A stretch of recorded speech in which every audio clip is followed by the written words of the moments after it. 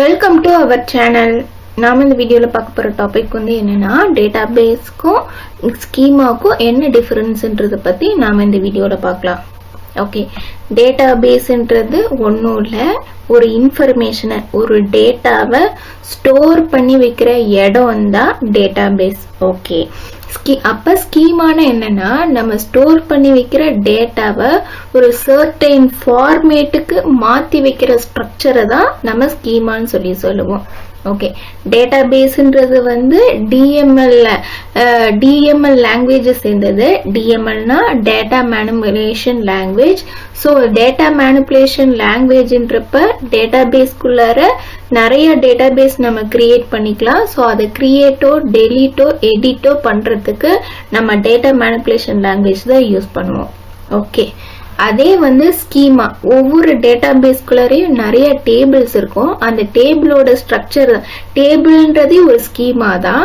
So அந்த ஸ்கீமால ஸ்ட்ரக்சர்ஸை வந்து நம்ம அடிக்கடி கிரியேட்டோ டெலீட்டோ பண்ணிட்டு இருக்க முடியாது. அப்படி பண்ணோம் அப்படின்னா அது என்டையர் டேட்டாவே அஃபெக்ட் பண்ற லெவலுக்கு இருக்கும். ஸோ நம்ம ஒரு தாட்டி கிரியேட் பண்ணிட்டோம்னா ஒரு ரொம்ப நெசசரியா இருக்கும்போது மட்டும்தான் அந்த ஸ்கீமாவை நம்ம சேஞ்ச் பண்ற மாதிரி இருக்கும். ஸோ அதனால இது டிடிஎல் ஸ்டேட்மெண்ட் சேர்ந்தது.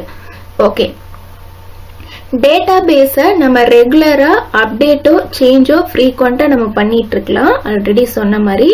பட் ஸ்கீமாவை நம்ம அடிக்கடி சேஞ்ச் பண்ணிட்டு இருக்க முடியாது. அப்படி பண்ணா டேட்டாவை அஃபெக்ட் பண்ணும், உள்ளார கொடுத்துருக்கிற இன்ஃபர்மேஷனை அதை அஃபெக்ட் பண்றதுக்கு சான்ஸ் இருக்கு. ஓகே, டேட்டாபேஸ்ன்றது நமக்கு தெரியும், tables, collection of schemas, records, constraints தான் நம்ம டேட்டாபேஸ்ன்னு சொல்லி சொல்றோம். ஸோ இந்த டேட்டாபேஸை வந்து ஸ்டோர் பண்ணி வைக்கிறதுக்கு சாஃப்ட்வேர்ல மெமரி ஸ்பேஸ் எடுத்துக்கும். பட் ஸ்கீமா வந்து லாஜிக்ன்றதுனால மெமரி ஸ்பேஸ் எடுத்துக்காது. ஓகே, இது MySQL எப்படி இருக்குதுன்றத பார்த்துடலாம். ஓகே, இது MySQL டேட்டாபேஸ்.